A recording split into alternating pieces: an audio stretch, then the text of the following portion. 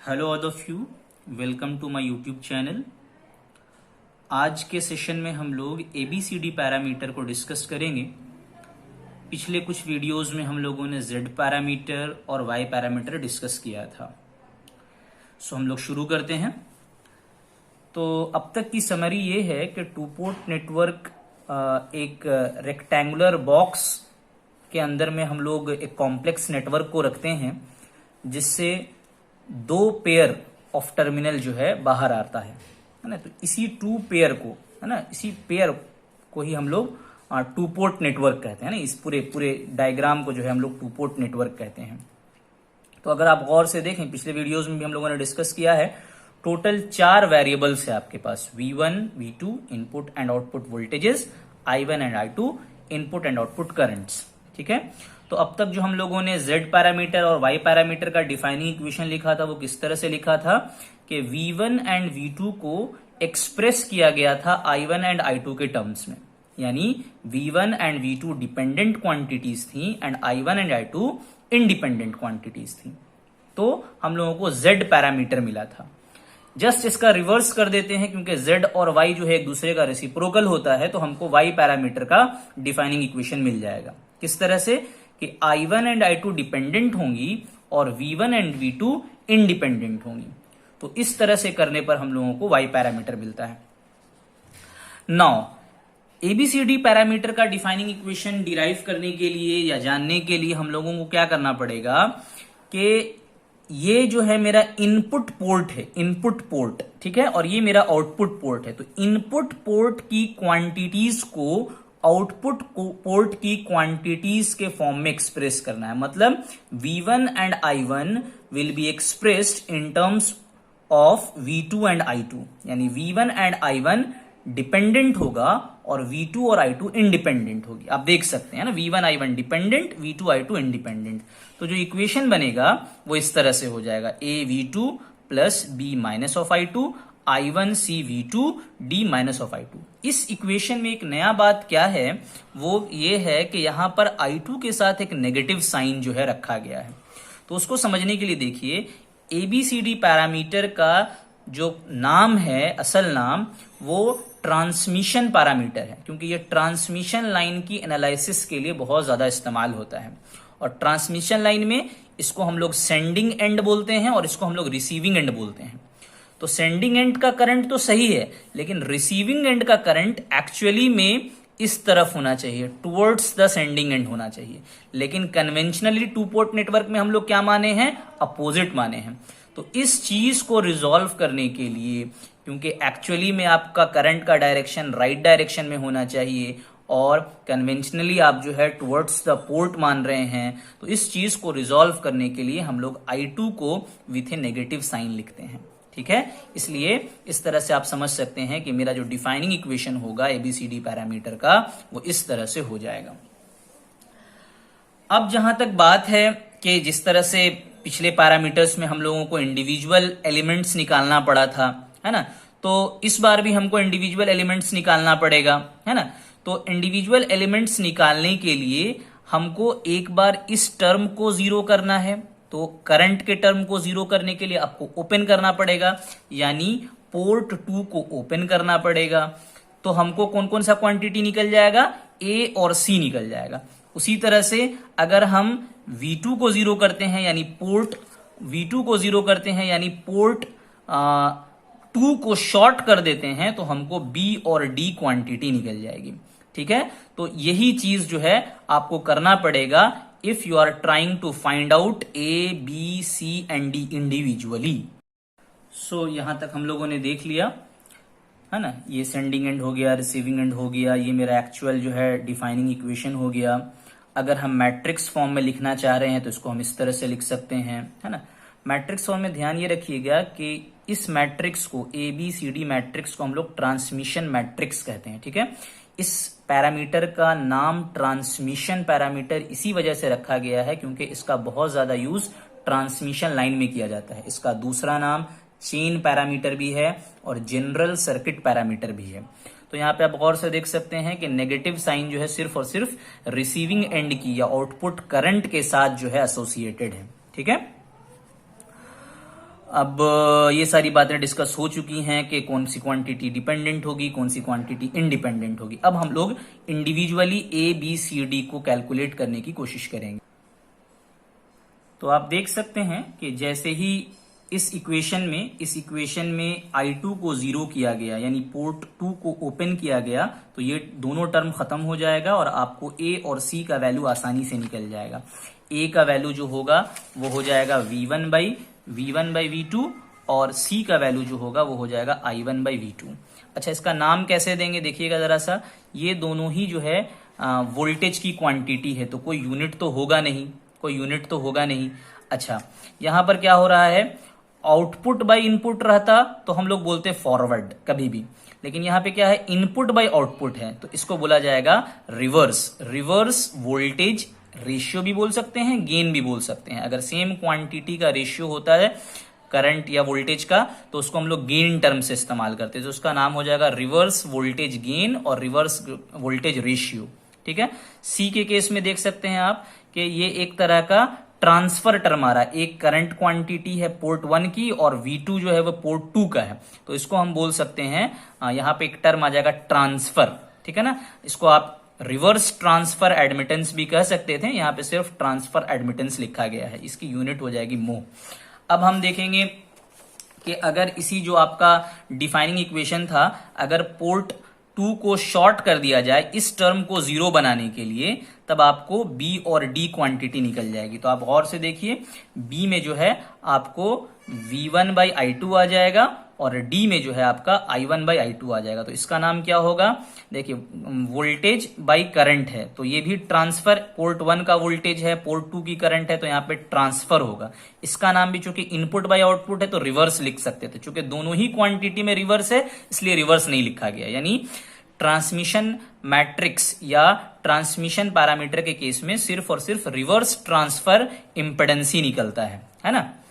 ये यहां एडमिटेंस निकला था, सॉरी, यहां पे एडमिटेंस निकला था और यहां पे इंपेडेंस निकला, इसका यूनिट मो हो जाएगा। और यहां पर I1/I2 है, तो फिर से ये रिवर्स, क्योंकि इनपुट बाय आउटपुट है तो रिवर्स करंट गेन कह सकते हैं इसको आप। नौ, पिछले पैरामीटर्स में जब हम लोगों ने इंडिविजुअली इक्वेशंस निकाल लिया था, इंडिविजुअली हर टर्म को जो है फॉर्मूला निकाल लिया था, तो फिर हम लोगों ने इक्विवेलेंट सर्किट ड्रॉ किया था। तो इक्विवेलेंट सर्किट ड्रॉ करने के लिए हम लोगों ने इक्वेशन लिख लिया, लेकिन एक पते की बात यह है कि 2 पोर्ट नेटवर्क में से जो मेरा क्या बोलते हैं ABCD पैरामीटर होता है, उसका इक्विवेलेंट सर्किट नहीं होता है। उसका क्या आंसर है, क्यों नहीं होता है, तो उसकी वजह यह है कि दोनों ही इक्वेशन सिर्फ और सिर्फ पोर्ट 1 के लिए है, पोर्ट 2 के लिए कोई इक्वेशन ही नहीं है आपके पास। तो इस वजह से क्या हो जाएगा कि आप पोर्ट 1 को तो एक्सप्लेन कर पाएंगे लेकिन पोर्ट 2 को एक्सप्लेन नहीं कर पाएंगे। नतीजा ये होता है कि कंप्लीट सर्किट जो है वो 2 पोर्ट नेटवर्क का ABCD पैरामीटर का नहीं बन पाता है। इसलिए यहां पे मैंने लिख दिया है कि not possible because both equations are only for 1 port, that is sending end.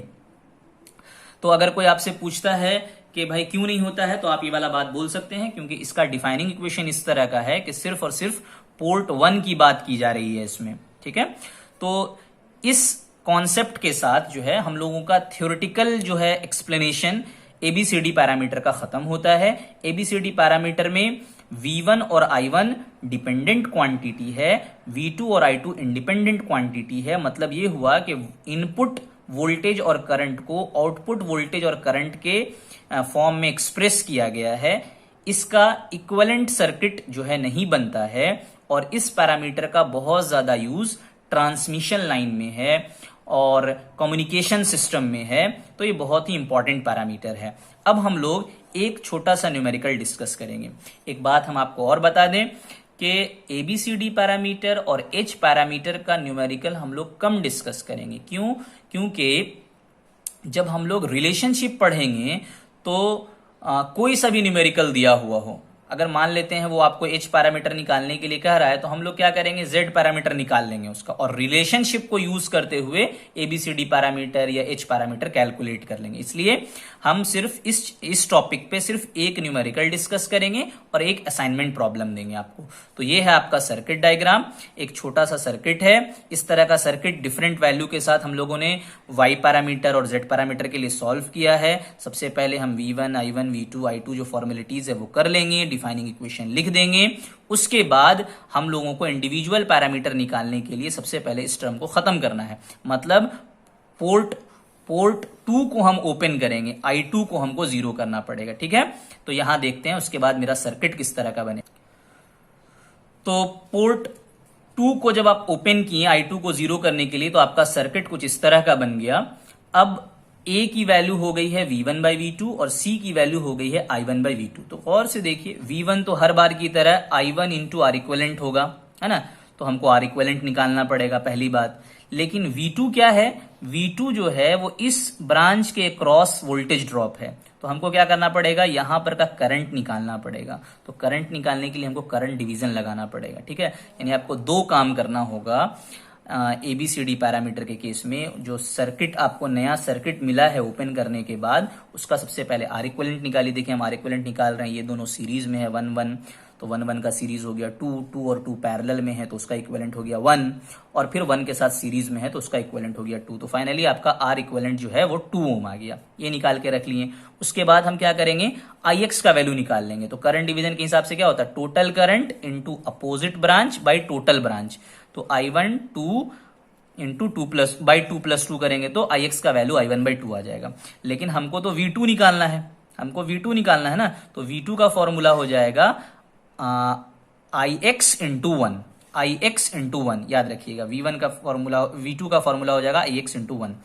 तो अब हम देखते हैं, ये वाला A निकालने के लिए आपको V1 चाहिए था, तो V1 का वैल्यू हो गया I1 into R equivalent. V2 निकालने के लिए आपको चाहिए था IX इंटू 1, IX आप निकाल चुके हैं I1/2, तो यहाँ पे हो गया I1/2 इंटू 1, I1 कट गया। फाइनली सॉल्व करने के बाद A का वैल्यू 4 आ गया। A की कोई भी यूनिट नहीं होती है क्योंकि दोनों ही जो न्यूमरेटर और डिनोमिनेटर है दोनों ही वोल्टेज है। उसके बाद हम लोग बात करते हैं C का। तो C निकालने के लिए क्या करना है, I1 और V2 का रिलेशनशिप जानना है। तो I1 को I1 ही रहने देते हैं और V2 को हम लिख सकते हैं IX इंटू 1, और IX का फॉर्मूला अभी थोड़ी देर पहले हम निकाले हैं I1/2। तो इसको सॉल्व करेंगे तो C का वैल्यू आ जाएगा 2 और C की यूनिट होगी मोह। तो इस तरह से हाफ ऑफ द न्यूमेरिकल हम लोगों ने सॉल्व कर लिया। अगर आप लोगों को वाकई में ये न्यूमेरिकल समझ में आया है तो वीडियो को पॉज करके अगला 2 पैरामीटर जो वो खुद से निकालने की कोशिश कीजिए, है ना। अगर नहीं बनता है तो फिर आप वीडियो को कंटिन्यू करिए, मैं आप लोगों के लिए सॉल्व कर रहा हूं। ठीक है, अब देखिए ये आपका मेन सर्किट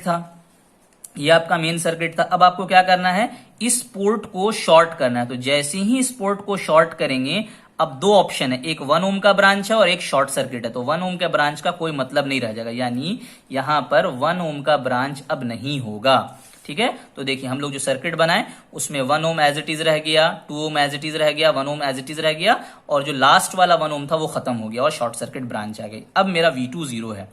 तो अब हम क्या करेंगे, हमको देखिए क्या क्या चाहिए, V1 चाहिए, I2 चाहिए, I1 और I2। तो V1 एज इट इज रहने देते हैं, है ना। सबसे पहले हम क्या कर लेते हैं, आर इक्विवेलेंट निकाल लेते हैं। तो आर इक्विवेलेंट निकालने के लिए क्या करना पड़ेगा, देखिए 1 और 2 पैरेलल में, फिर 1 के साथ सीरीज में, तो 1.6 ओम आ गया। ठीक है, अच्छा उसके बाद हम I2 भी निकाल लेते हैं, हमको काम पड़ेगा ही पड़ेगा। देखिए यहां भी I2 का जरूरत है, यहां भी I2 का जरूरत है। तो पहली बात तो यह है कि I2 निकालने के लिए करंट डिवीजन लगाना पड़ेगा, और I2 की डायरेक्शन जो है एक्चुअली में गलत है। I1 अगर टोटल करंट है तो I2 को इसी तरफ फ्लो करना चाहिए था, इससे पहले भी हम लोग डिस्कस कर चुके हैं। I1 का direction from this point two this point होना चाहिए, अपोजिट दिया हुआ है, इसीलिए हम लोग एक माइनस साइन ले लिए, और जो फॉर्मूला होता है कि भाई अपोजिट ब्रांच बाई टोटल वो लिख लिए। तो I2 का वैल्यू आ गया 0.67 I1। अब यहां पुट करते हैं, देखिए तो B का फॉर्मूला था V1/-I2, ये तो फॉर्मूला ही से आ रहा है। तो हम V1 को एज इट इज रखें, I1 into R equivalent, minus sign था माइनस साइन दे दिए, ये B के फॉर्मूला ही में माइनस साइन है। अब हम I2 का जो वैल्यू निकाले हैं वो है मेरा -0.67 I1, तो वो पुट कर दिए। ये माइनस ऑफ माइनस प्लस हो जाएगा, I1 कट जाएगा, आर इक्वलेंट का वैल्यू 1.67 था, तो अब आपका जो आंसर आएगा वो इस तरह से होगा कि b का वैल्यू जो हो जाएगा वो 1.67 बाई 0.67 हो जाएगा। तो सॉल्व करने पर आपको b का वैल्यू कुछ 2.5 मिलेगा। आप देख सकते हैं ना, b का वैल्यू 2.5 मिलेगा। और b का चूंकि फॉर्मूला ही था v1 बाई i2, यानी कि ओम यूनिट हो जाएगी इसकी। अच्छा, और d का फॉर्मूला भी थोड़ी देर पहले हम लोग देखे हैं, i1 बाई माइनस i2। तो i1 को एज इट इज रहने देंगे और i2 को एक्सप्रेस कर देंगे i1 के फॉर्म में। फिर से माइनस माइनस कट जाएगा, i1 कट जाएगा, 1 बाई 0.67 है, इसको सॉल्व कीजिएगा तो रफली 1.5 आएगा। तो अब जो भी आपका आंसर बचा उसको आपको इस तरह से लिख लेना है, ठीक है, मैट्रिक्स के फॉर्म में। एक बात जो हम नोट आपको खास तौर से दिलाना चाहेंगे वो ये है कि कभी भी ABCD पैरामीटर का जो एलिमेंट है, यानी कि जो ए इंडिविजुअल हो गया, बी सी डी, वो नेगेटिव नहीं होता है। नेगेटिव सिर्फ और सिर्फ मेरा रिसीविंग एंड का या आउटपुट करंट होता है, इसलिए यहां पर कभी भी नेगेटिव नहीं आएगा, ठीक है, ऑलवेज पॉजिटिव, ठीक है। और इसका नाम बता ही चुके हम कि इसका नाम जो है चेन या फिर जनरल सर्किट पैरामीटर है, क्योंकि ट्रांसमिशन लाइन का जनरल इंफॉर्मेशन जो है आपको इस ट्रांसमिशन मैट्रिक्स, ट्रांसमिशन पैरामीटर को कैलकुलेट करने के बाद पता चल जाता है। तो with this numerical, hope so you have understood the basic idea of transmission parameter। एक छोटा सा न्यूमेरिकल आप लोगों के प्रैक्टिस के लिए हम दे रहे हैं। इस न्यूमेरिकल का मैंने आंसर भी यहां पर लिख दिया है, आप लोग इसको खुद से सिंप्लीफाई कीजिए और वेरीफाई कीजिए कि इतना आपका आंसर आ रहा है कि नहीं आ रहा है। ये एक सिंपल सा टी नेटवर्क है। देखिए अब इसको एक्चुअली में हम कैसे बनाएंगे, ये टी नेटवर्क है, तो टी नेटवर्क का जल्दी से जेड पैरामीटर कैलकुलेट कर लेंगे। 5+1, फिर 5 और फिर 5+2, पहले भी डिस्कस हो चुका है। उसके बाद एक रिलेशनशिप आगे आने वाले क्लासेस में हम लोग पढ़ेंगे, उस रिलेशनशिप से हम लोग फटाक से जो है जेड पैरामीटर कैलकुलेट कर लेंगे। लेकिन अभी आपको रिलेशन को यूज करके नहीं बनाना है, जो कन्वेंशनल मेथड है कि एक बार पोर्ट को शॉर्ट करना है, एक बार पोर्ट को ओपन करना है, उस तरह से आपको इसको सॉल्व करना है। Hope so you have understood this concept. Thank you for today.